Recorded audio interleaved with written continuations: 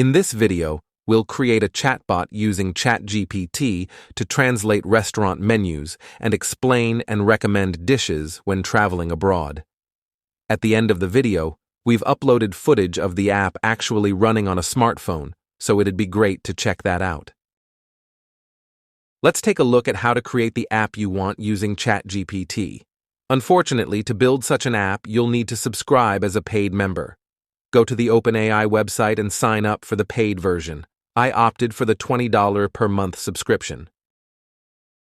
Once you've subscribed to the paid version, you'll see an option in the menu called Explore GPT.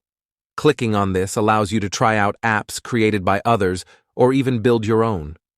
To create your own app, click on the Create button here. After that, click on Configure.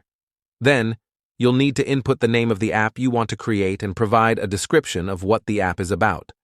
The crucial part is to give detailed instructions in the Instructions section on how the app operates. Let me explain with an example I've created. First, I set the title as Foreign Menu Translator. Then, I added a description stating it translates restaurant menus during international travel. Next, in the instructions, I provided a detailed explanation of how the app operates.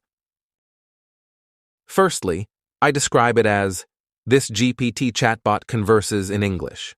Then I explain, this GPT allows users to upload a picture of restaurant menus, translates the items on the menu, and provides recommendations. Next, I outline the steps of execution as follows, using numbers like 1, 2, 3. First, users upload a photo. Second, display the language of the uploaded photo. Third, identify the type of cuisine in the menu. This way, by providing examples like this, it seems that GPT outputs more accurately according to the context. As the fourth step, I instruct to put translations in parentheses next to the extracted text from the photo and provide a brief description. This way, the description will be structured like this, using the example of kimchi. Then, I added options for additional explanations as steps 5 and 6. And finally, I made it recommend 5 dishes suitable for people in Western countries. After adding all the instructions on how the app operates, select one of the 3 options on how to share the app. Then press Save to save the app. You can then see the newly created Foreign Menu Translator app in the menu. When you run it, you'll see the app title and description appear, indicating that it's ready to use.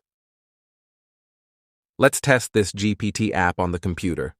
First, drag and drop the menu JPG image file saved on the computer, and the photo will be uploaded as in step 2. Then, press the button labeled 3, and the photo will be sent to GPT, and the app will run. When showing the execution results, it will describe what language the menu is in and what country's cuisine it represents. Then, following the format we outlined in the instructions, it will provide translations in parentheses next to the extracted text and explain what dish it is. Also, you may ask for more details by pressing an example. After providing additional explanations for more dishes, it will recommend 5 dishes. In other words, you can see that it functions well according to the information entered in the instructions when creating the app. You can also implement this on a real smartphone. Launch the ChatGPT app on your smartphone, and when you select the menu, you'll see the Foreign Menu Translator app. Choose it, then either take a photo directly with your smartphone or upload a photo from your photo library.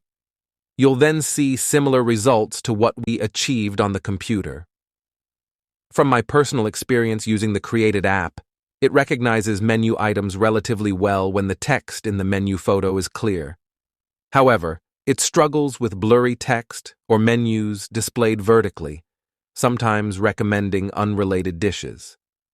Despite these limitations, I believe it's still valuable, especially when traveling to unfamiliar foreign countries.